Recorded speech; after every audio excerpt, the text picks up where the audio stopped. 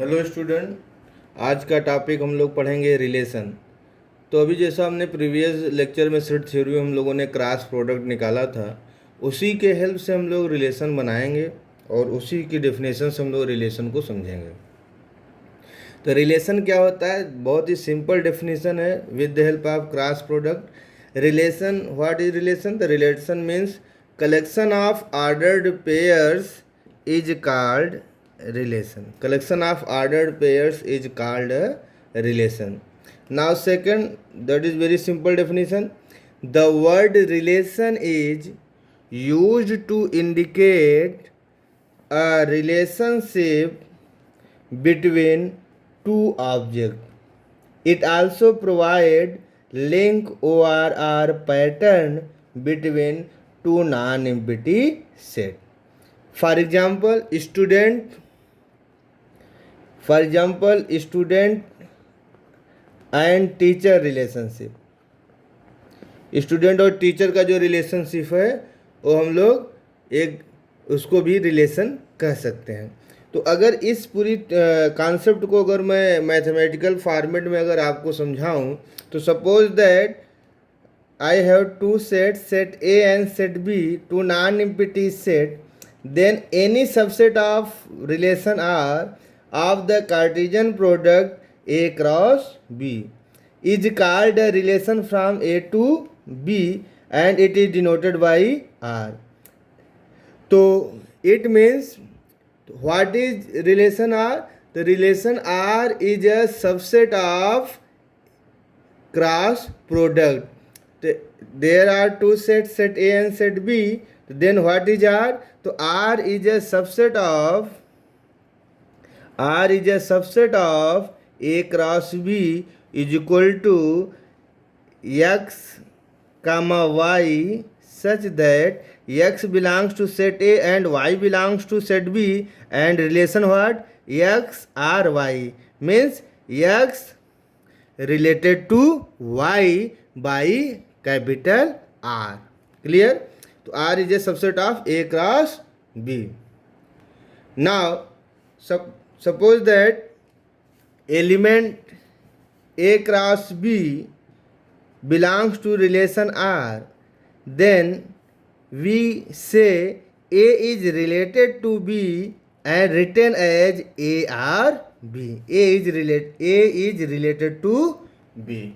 Clear? Now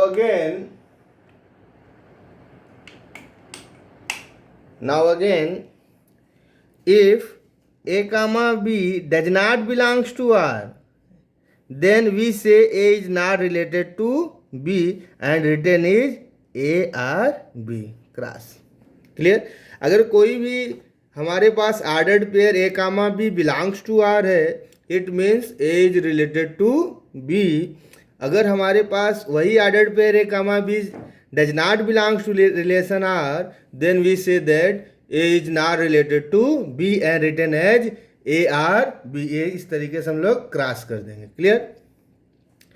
तो suppose that I have one example. Set A is equal to 1 to 5 and B is equal to 2, 4. Find out R. Clear? एक सवाल दिया हुआ है, एक problem है हमारे पास जिसमें set A is equal to 1 to 5 दिया है, B इज इक्वल टू 2, 4 दिया है, और ये कह रहा है कि रिलेशन फाइंड आउट करिए. तो सिंपल सा कॉन्सेप्ट हम लोग जानते हैं रिलेशन का, कि रिलेशन R हमेशा क्या होगा? Relation R is a subset of A cross B is equal to क्या होगा? X comma Y. X comma Y कहाँ से आता है? जो पहला एलिमेंट होता है वो किस पे बिलोंग करता है? सेट A पे. और सेकंड एलिमेंट किस पे बिलोंग करता है? सेट B पे. तो X belongs to A comma Y belongs to B and इनमें रिलेशन कैसा होता है? X R Y. X related to Y by R. तो ये फार्मूला हर प्रॉब्लम में हमको लिखना पड़ेगा. ये हमारा ये स्टैंडर्ड फार्मूला है. कोई भी प्रॉब्लम सॉल्व करने के लिए ये फार्मूला आपको लिखना ही पड़ेगा. तो सिंपल है. अब आपको पता है कि इस प्रॉब्लम को हमको सॉल्व करना है, तो क्रॉस प्रोडक्ट निकाल लिया. अब हमको यहाँ पे पता है A इज इक्वल टू क्या था? 1, 2, 5. अब B हमको क्या दिया हुआ था?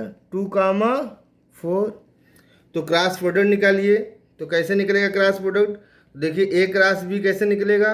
1, 2, 1, 4, 2, 2, 2, 4, 5, 2, 5, 4। ये देखिए लिखा है 1, 2, 1, 4, 2, 2, 2, 4, 5, 2 और 5, 4। ये हमारा कलेक्शन ऑफ ऑर्डर्ड पेयर आ गया।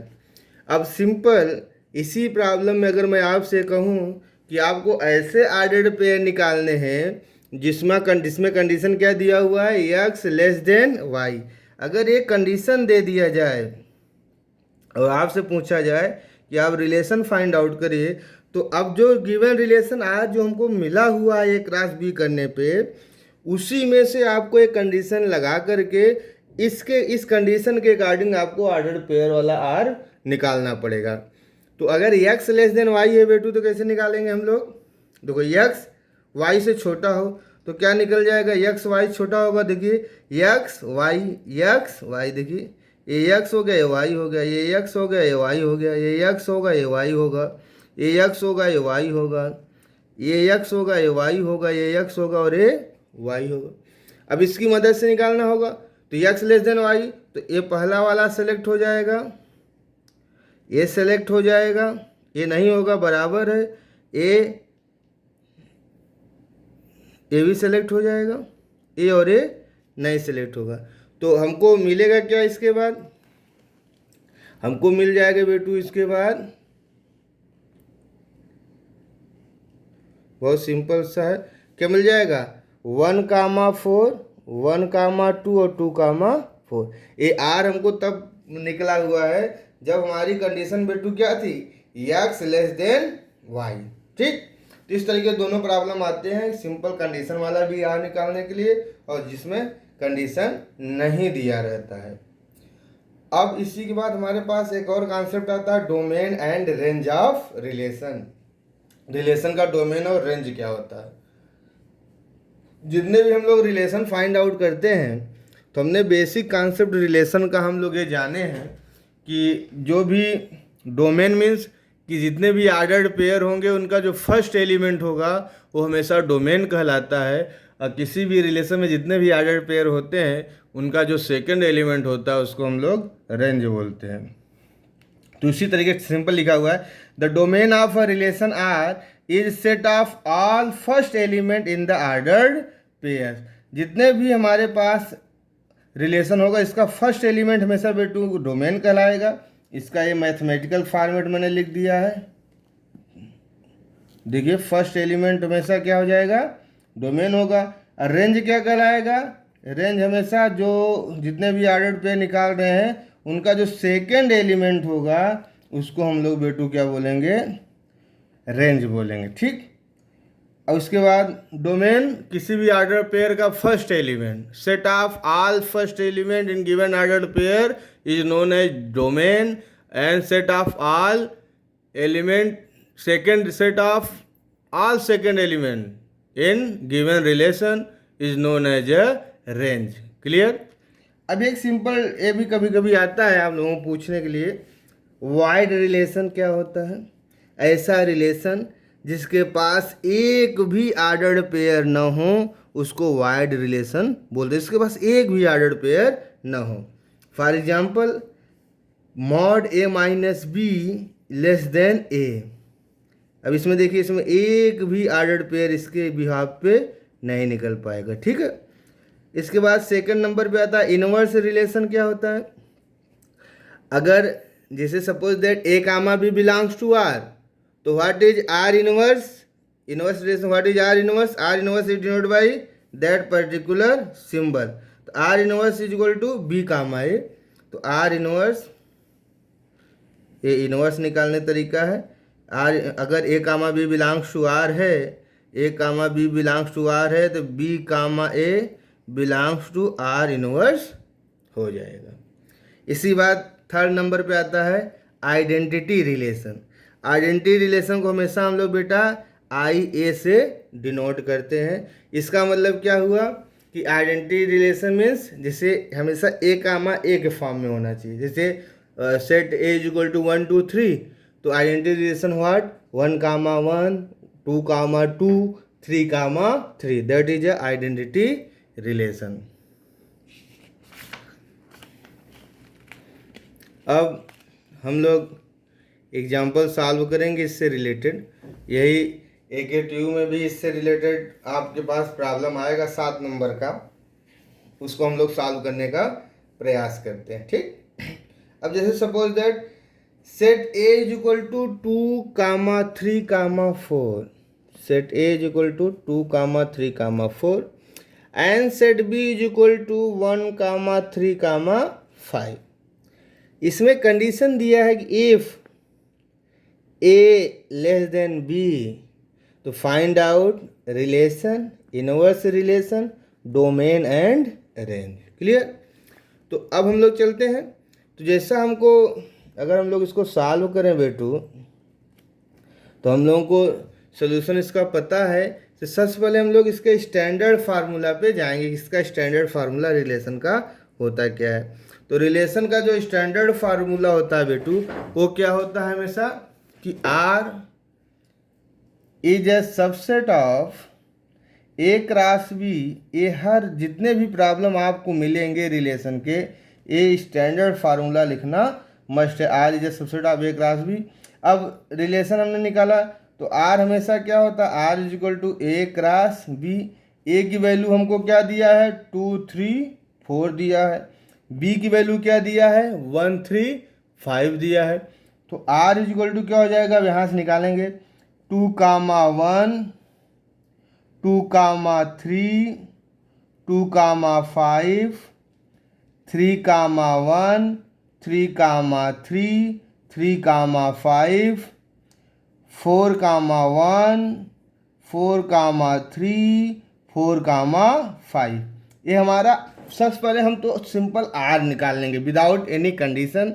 हमेशा सिंपल R ए क्रॉस बी होता है, उसकी मदद से ए क्रॉस बी की मदद से हम लोग बेटू क्या हमेशा रिलेशन, पहले सिंपल रिलेशन निकालेंगे, जो स्टैंडर्ड रिलेशन जो हमको पता है। उसको निकालने के बाद फिर हम इसमें कंडीशन देखेंगे, कंडीशन क्या दिया हुआ है। तो कंडीशन हमको दिया हुआ है कि if A less than B, अगर ए लेस देन बी है तो आप R को फाइंड आउट करिए। मतलब ए छोटा है बी बड़ा है, तो ए है ये बी है, ए है और ये बी है। इस तरीके से आपके ऑर्डर्ड पेयर में ए बी होता है, तो ए और बी, ए और बी है, ए और बी है, ए और बी है। तो अब क्या करा कि ए छोटा हो बी बड़ा हो, तो क्या निकल, ए तो निकलेगा नहीं क्योंकि ए बड़ा है ए छोटा है, तो पहला निकल गया। ए 2 5 ए भी निकल जाएगा, छोटा है। 3 1 ए बड़ा हो गया, ये नहीं निकलेगा। 3 3 बराबर है, नहीं निकलेगा। 3 5 ए छोटा है बी बड़ा है, ए निकल गया। 4 1 ए नहीं निकलेगा। 4 3 ए भी 4 बड़ा है, नहीं निकलेगा। 4 5 ए निकल जाएगा। तो कंडीशन लगाने के बाद हमारे पास ए स्टैंडर्ड R आपके पास निकल गया कंडीशन के बाद।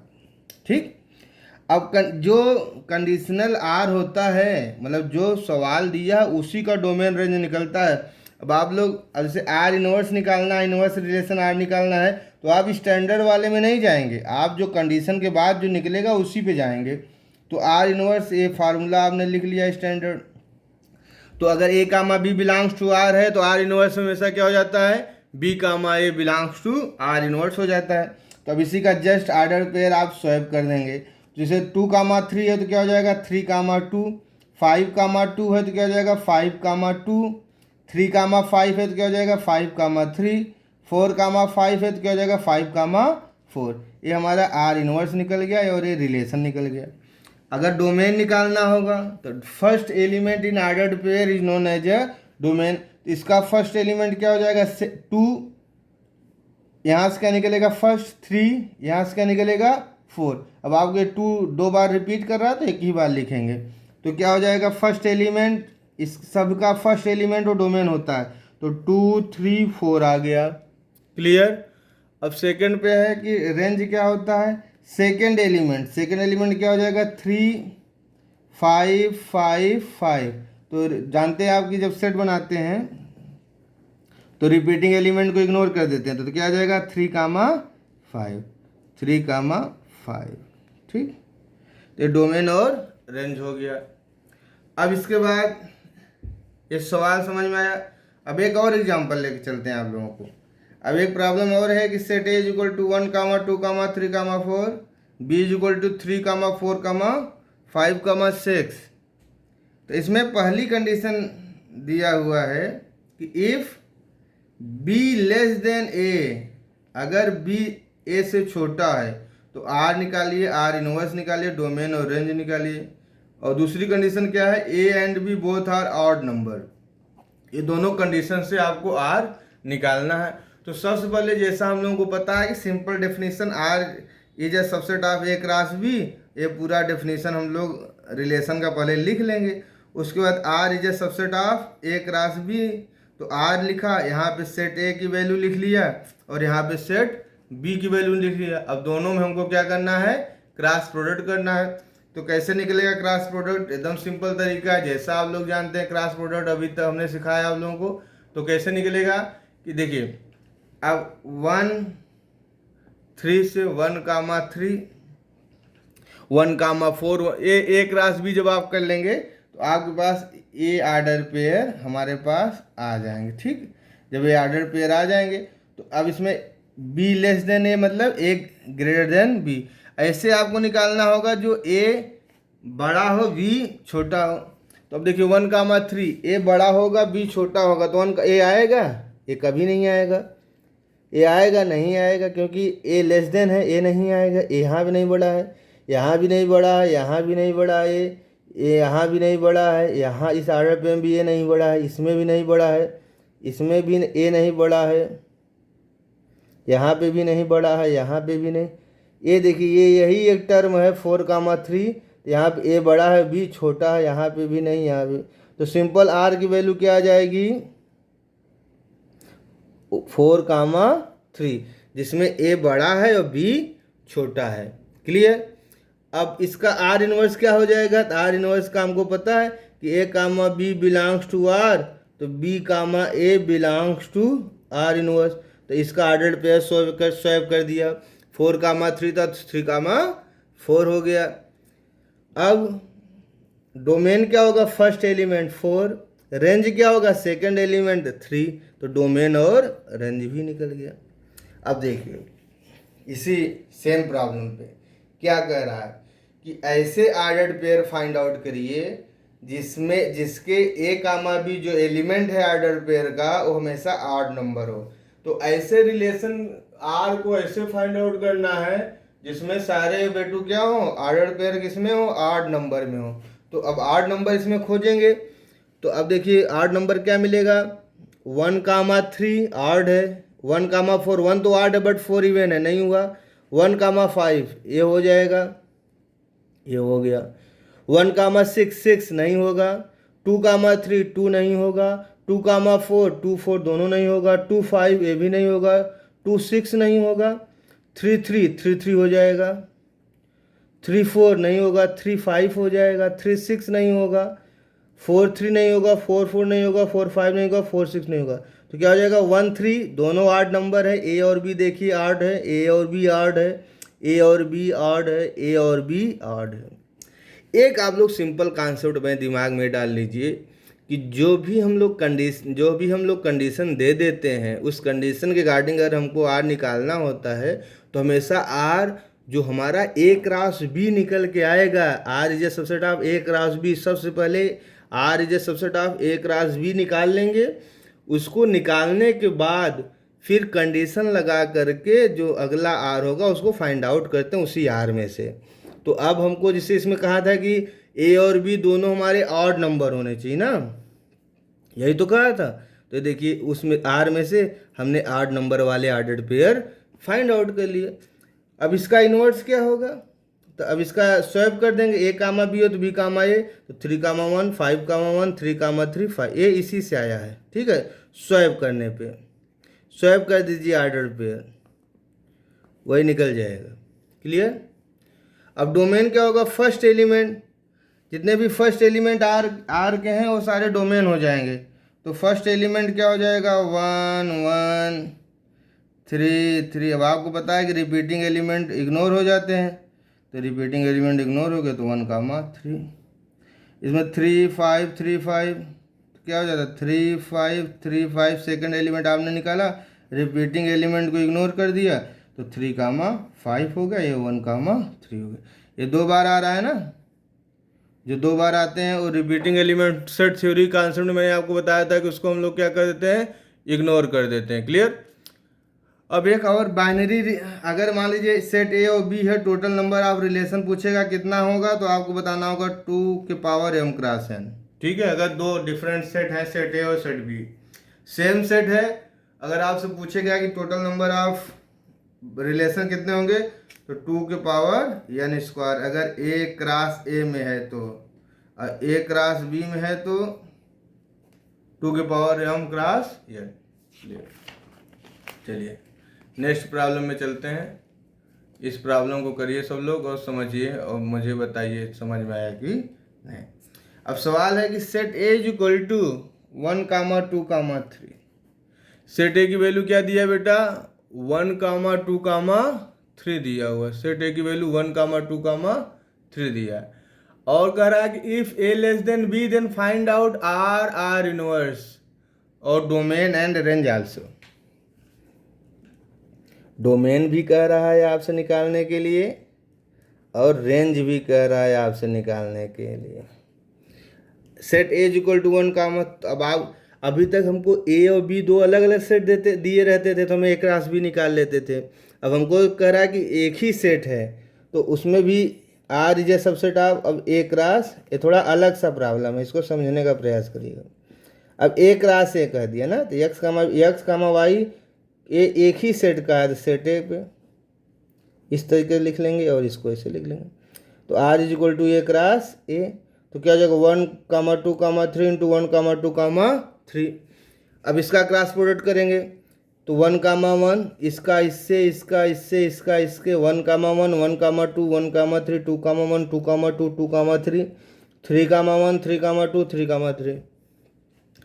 अब कह रहा है सिंपल कि if A less than B, अगर ए छोटा हो बी बड़ा हो, तो आपको क्या निकालना पड़ेगा, आर निकालना पड़ेगा। मैंने कहा ए होता है और बी, ए और बी, ए बी, ए और बी, ए और बी होता है, ए बी होता है, बी होता है और बी होता है। अब कह रहा है कि निकालिए आर जिसमें ए छोटा हो बी बड़ा हो। अब देखिए ए बराबर है ए छोटा है बी बड़ा है, पहला आ गया, ए निकल जाएगा। 2 1 ए बड़ा है नहीं निकलेगा, 2 2 बराबर है, 2 3 निकल जाएगा, 3 1 ए नहीं निकलेगा, ये नहीं निकलेगा, ये नहीं। तो ऑर्डर पेयर आपका क्या निकल गया, सॉरी ये 2 कामा 3, ये आपका आर निकल गया। अब आर इनवर्स निकाल लिए, 2 कामा 1 3 कामा 1 3 कामा 2, ये हमारा आर इनवर्स। फिर डोमेन फर्स्ट एलिमेंट निकाल लिए, ऑर्डर पेयर का रेंज निकाल लिए। ठीक, इस तरीके से सिंपल ये प्रॉब्लम सॉल्व हो जाएगी। ये नेक्स्ट वाला, ये घर पे सब लोग ये प्रॉब्लम नोट कर लीजिए। इस प्रॉब्लम को सॉल्व करके हमारे व्हाट्सएप नंबर पे सेंड करिए, इस प्रॉब्लम को सॉल्व करके। ठीक, एक और एक ट्यूब में प्रॉब्लम आया था, उसको मैं ज़रा सॉल्व कर दूं। अब देखिए, the relation R on a set A 1 comma 2 comma 3 comma 4 comma 5 is defined by the relation R। Relation जो मेरा डिफाइंड है, कंडीशन दिया है A comma B belongs to R comma 3 divides A minus B, मतलब A minus B is divisible by 3। Clear, तो A minus B is divisible by 3, ये condition है, A minus B is divisible by 3।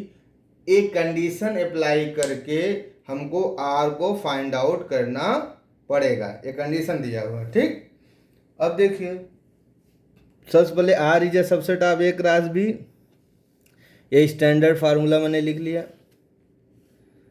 ये main formula होता है। अब R A cross ए, ए की value क्या है, ए की वैल्यू क्या है 1, 2, 3, 4, 5 इंटू 1, 2, 3, 4, 5।